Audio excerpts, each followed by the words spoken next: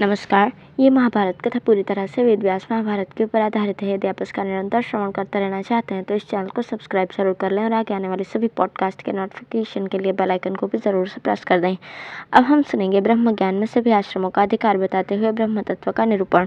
कपिल जी ने कहा, सब लोगों के लिए वेद ही प्रमाण है। वेदों का उल्लंघन कोई नहीं कर सकता। ब्रह्म के दो रूप समझने चाहिए, शब्द ब्रह्म और पर ब्रह्म। जो पुरुष शब्द ब्रह्म में पारंगत है वो पर ब्रह्म को भी प्राप्त कर लेता है।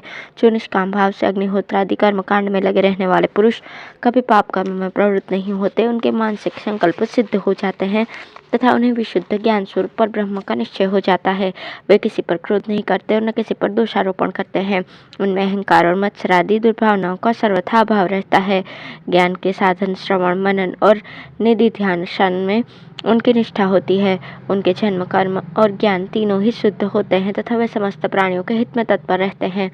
ऐसे अनेकों राजा और ब्राह्मण हो गए हैं जो अपने कर्मों का त्याग न करके गृहस्थाश्रम में ही रहे और विधिवत साधन करते रहे। वे सब प्राणियों पर समदृष्टि रखते थे। सरल, संतुष्ट, ज्ञाननिष्ठ, धर्मों के फल का प्रत्यक्ष अनुभव करने वाले और शुद्ध चित्त होते थे तथा शब्द ब्रह्म और पर ब्रह्म दोनों में ही श्रद्धा रखते थे। वे व्रतों का यथावत पालन करके पहले चित्त शुद्ध करते थे और कठिनता में तथा दुर्गम स्थानों में पड़ जाने पर भी धर्मानुष्ठान में तत्पर रहते थे। इसी में उन्हें सुख भी जान पड़ता था तथा इसी तरह सत्य धर्म का आश्रय लेने के कारण वे अत्यंत तेजस्वी माने जाते थे। वे भी विषयों का प्रकाश करने वाली बुद्धि का भरोसा न रखकर शास्त्र का ही अनुसरण करते थे। वे बड़े पवित्र, नियमनिष्ठ और यशस्वी होते थे। कामना और कर्म बंधन से मुक्त होकर भी वे नित्य प्रति यज्ञों द्वारा भगवान का यजन करते तथा काम क्रोध अग्नि को छोड़कर बड़े कठोर कर्मों का आचरण करते थे। अपने उदार कर्मों के कारण उनकी सर्वत्र प्रशंसा होती थी। स्वभाव से भी वे बड़े पवित्र चित्त, सरल, शांतिपरायण और स्वधर्मनिष्ठ होते थे। इसलिए उनके यज्ञ, वेदाध्ययन, शास्त्रानुसारी कर्म, समय समय पर किया हुआ शास्त्राध्ययन और संकल्प, ये सभी अनंत फल वाले होते थे। ये बात हमने सदा से सुन रखी है। ऐसे धीर, वीर और कठोर कर्मों का आचरण करने वाले स्वकर्मनिष्ठ पुरुषों का तप विद्या की निवृत्ति के लिए भयंकर शस्त्र बन जाता है। ब्रह्मनिष्ठ पुरुष एक ही आश्रम धर्म को 4 प्रकार से विभक्त हुआ मानते हैं। संत जन उसका विधिवत पालन करके परम गति प्राप्त कर लेते हैं। कोई लोग सन्यासी होकर, कोई वन में रहते हुए, वानप्रस्थ रूप से, कोई गृहस्थ रहकर और कोई ब्रह्मचर्य आश्रम का सेवन करते हुए ही उस आश्रम धर्म का पालन करके परम पद प्राप्त करते हैं। इस समय वे ही द्विजगण आकाश में नक्षत्र रूप से दिखाई देते हैं। नक्षत्रों के समान ही अनेकों तारागण भी है।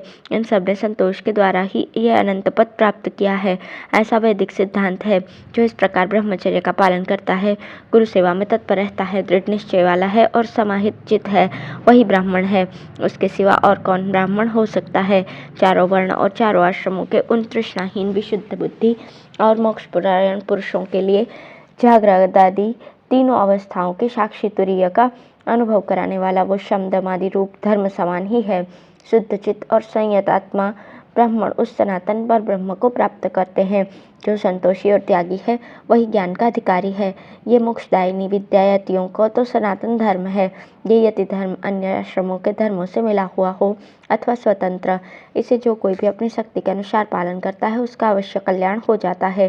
केवल शक्तिहीन पुरुषों को ही इस धर्म का पालन करने की हिम्मत नहीं होती। पवित्र आत्मा तो इसके द्वारा परमात्मा पद प्राप्त करने की इच्छा करके संसार से मुक्त हो जाता है। शिवरश्मि ने पूछा, भगवान आप तो ज्ञाननिष्ठ है और गृहस्थ लोग कर्मनिष्ठ होते हैं, किंतु आप इस समय निष्ठा में सभी आश्रमों की एकता का प्रतिपादन कर रहे हैं। इस प्रकार ज्ञान और कर्म की एकता और पृथकता दोनों ही का भ्रम होने से इनका ठीक ठीक अंतर समझ में नहीं आता। अतः आप उसे यथार्थ रीति से समझाने की कृपा करें। कपिल जी ने कहा, कर्म मन की शुद्धि करते हैं और ज्ञान परम गति रूप है।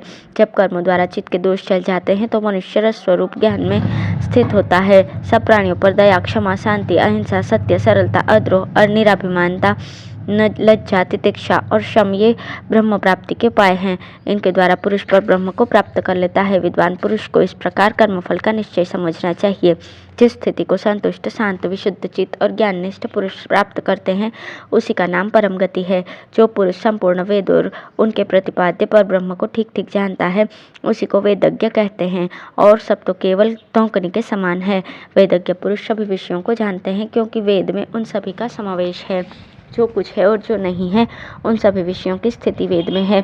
संपूर्ण शास्त्रों की एकमात्र निष्ठा यही है कि यह दृश्य जगत प्रतीति काल में तो है और बाध हो जाने पर नहीं है। यानी कि दृष्टि में सत स्वरूप ब्रह्म की ही इस जगत का आदि अंत और मध्य है। सब कुछ त्याग देने पर ही उसकी प्राप्ति होती है। संपूर्ण वेदों में उसी का प्रतिपादन हुआ है। वो अपने आनंद स्वरूप से सब में अनुगत तथा अपवर्ग में प्रतिष्ठित है। अतः वो ब्रह्मरत, सत्य, ज्ञात, ज्ञातव्य, सबका आत्मा, चराचर मूर्ति, विशुद्ध सुख स्वरूप, मंगलमय, सर्वोत्कृष्ट, अव्यक्त का भी कारण और अविनाशी है। उस आकाश के समान संग, अविनाशी और एक रस तत्व का ज्ञान नेत्रों वाले पुरुष तेज, क्षमा और शांति रूप शुभ साधनों के द्वारा साक्षात्कार करते हैं। जो वास्तव में ब्रह्मवेत्ता से अभिन्न है, उस पर ब्रह्म को हम नमस्कार करते हैं। अब है धर्म की प्रधानता बतलाने के लिए एक ब्राह्मण और कुंडधार मेघ की कथा। राजा युधिष्ठिर ने पूछा, पितामह, वेदों ने धर्म, अर्थ और काम तीनों की ही प्रशंसा की है, अतः आप मुझे बताइए कि इनमें किसको प्राप्त करना सबसे अच्छा है। भीष्म जी बोले, राजन, इस विषय में एक प्राचीन इतिहास है। एक बार कुंडधार नाम के मेघ ने प्रसन्न होकर अपने एक भक्त पर कृपा की थी। वो प्रसंग मैं तुम्हें सुनाता हूँ। किसी समय एक निर्धन ब्राह्मण ने सकाम भाव से धर्म करना चाहा। तब उसने यज्ञानुष्ठान के लिए धन पाने की इच्छा से बड़ा कठोर तप किया। इसी निश्चय से उसने भक्तिपूर्वक देवताओं की बड़ी पूजा की, तो भी उसे धन न मिला। एक दिन उसने अपने समीप देवताओं के सेवक कुंडधार मेघ को खड़ा देखा। उसे देखते ही ब्राह्मण के मन में उसके प्रति भक्तिभाव उत्पन्न हुआ और वो सोचने लगा, ये देवता मुझे अवश्य बहुत सा धन देगा। ये सोचकर उसने धूप, दीप, चंदन, पुष्प और तरह तरह के नैवेद्यों द्वारा उसकी पूजा की। इससे थोड़ी ही देर में प्रसन्न होकर मेघ ने कहा, सत्पुरुषों ने ब्रह्म हत्या, सुरापान, चोरी और व्रत भंग करने वालों के लिए तो प्रायश्चित बताए हैं, किंतु कृतज्ञ के लिए कोई प्रायश्चित नहीं है। इसके बाद वो ब्राह्मण कुशाओं की शैया पर सो गया। वो शम, दम, तप और भक्तिभाव से संपन्न तथा शुद्ध हृदय वाला था। उसे रात्रि में ही कुंडधार के प्रति अपनी भक्ति का परिचय मिल गया। उसने स्वप्न में बहुत से देवता देखे। उसमें मणिभद्र नाम का एक देवश्रेष्ठ अन्य देवताओं के सामने तरह तरह के फल याचकों को प्रस्तुत कर रहा था। देवता लोग उन फल याचकों के शुभ कर्मों के बदले उन्हें राज्य और धन आदि दे रहे थे। इतने में ही कुंडधार देवताओं के आगे आकर पृथ्वी पर लेट गया। तब उससे मणिभद्र ने पूछा, कुंडधार, तुम क्या चाहते हो? कुंडधार बोला, ये ब्राह्मण मेरा भक्त है। यदि देवता लोग मुझ पर प्रसन्न हैं तो मैं इसके ऊपर कुछ कृपा करना चाहता हूँ, जिससे इसे कुछ सुख मिल सके। तब देवताओं के ही कहने से मणिभद्र ने उससे कहा, उठो उठो, लो तुम्हारा काम बन गया, अब प्रसन्न हो जाओ। देखो, यदि इस ब्राह्मण को धन की इच्छा हो तो इसे मनमाना धन दे दो। किंतु कुंडधार ने यह सोचकर कि मानव देह चंचल और नाशवान है, इससे कहा, इस ब्राह्मण की बुद्धि भी तप में लग जाए। मैं अपने भक्तों को रत्नों से भरी हुई पृथ्वी या कोई विशाल रत्न राशि नहीं देना चाहता। मेरी तो यही इच्छा है कि ये धार्मिक हो जाए। मणिभद्र ने कहा, राज्य और तरह तरह के दूसरे सुख भी सर्वदा धर्म के ही फल हैं, इसलिए इसे फल ही भोगने दो ना। उनमें किसी प्रकार का शारीरिक क्लेश भी नहीं है। भीष्म जी कहते हैं, किंतु इस पर भी कुंडधार ने तरह तरह से धर्म के लिए ही आग्रह किया। इससे देवता लोग बड़े प्रसन्न हुए और मणिभद्र ने कहा, तुम पर और इस ब्राह्मण पर सभी देवता प्रसन्न हैं, अतः ये धर्मात्मा होगा और इसकी बुद्धि धर्म में ही रहेगी। इस प्रकार सफल मनोरथ होकर वो मेघ बड़ा प्रसन्न हुआ और उसने वो वर पाया जो दूसरों के लिए बहुत दुर्लभ था। इतने में ही ब्राह्मण को अपने पास बहुत से महीन और मूल्यवान वस्त्र दिखाई दिए। उन्हें देखकर वो उसे वैराग्य ही हुआ। वो कहने लगा, मेरी तपस्या का उद्देश्य इस कुंडधार ने ही नहीं समझा तो दूसरा कौन समझ सकेगा। अच्छा, अब मैं वन को ही चलता हूँ। धर्ममय जीवन बिताना ही सबसे अच्छा है। भीष्म जी कहते हैं, राजन, तब वो ब्राह्मण वन में रहकर बड़ा घोर तप करने लगा। वो देवता और अतिथियों का सत्कार करके बचे हुए फल मूलादि से निर्वाह करता था। फिर फल मूलादि को भी छोड़कर पत्ते खाने लगा। तत्पश्चात उसे भी छोड़कर पानी पीकर रहने लगा। उसके बाद कई वर्ष तक वायु भक्षण करके ही रहा। इस तरह धर्म पर श्रद्धा रखने से और कठोर तपस्या करते रहने से उसकी दृष्टि दिव्य हो गई। उसे ऐसा मालूम होने लगा कि यदि मैं प्रसन्न होकर किसी को धन या राज्य देना चाहूँ तो अवश्य वो राजा हो जाएगा, मेरा वचन मिथ्या नहीं होगा। इतने में ही उसके तप के प्रभाव से भक्तिभाव से प्रेरित होकर कुंडधार प्रकट हुआ। ब्राह्मण ने उसकी विधिवत पूजा की। तब कुंडधार ने कहा, विप्रवर, तुम्हें बड़ी अच्छी दिव्य दृष्टि प्राप्त हुई है। इसके द्वारा तुम राजाओं की गति और भिन्न भिन्न लोगों को स्वयं देख लो। ब्राह्मण ने अपने दिव्य नेत्रों से देखा कि हजारों राजा नरक में पड़े हुए हैं। कुंडधार बोला, तुमने बड़े भक्तिभाव से मेरी पूजा की थी। इस पर भी यदि तुम धन पाकर दुखी भोगते रहते तो बताओ मेरा क्या उपकार होता और क्या तुम्हारे ऊपर मेरा अनुग्रह माना जाता। देखो देखो, ये एक बार फिर तुम इनकी दशा पर दृष्टि डालो। पता नहीं मनुष्य भोगों की लालसा क्यों करता है, इससे उसके लिए स्वर्ग का द्वार तो प्राय बंद ही हो जाता है।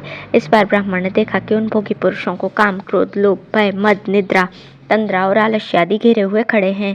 कुंडधार ने कहा, देखो सब प्राणी इन्हीं दोषों से घिरे हुए हैं, किंतु देवताओं की कृपा से आज तुम तो अपने तप के प्रभाव से दूसरों को भी राज्य और धन देने में समर्थ हो गए हो।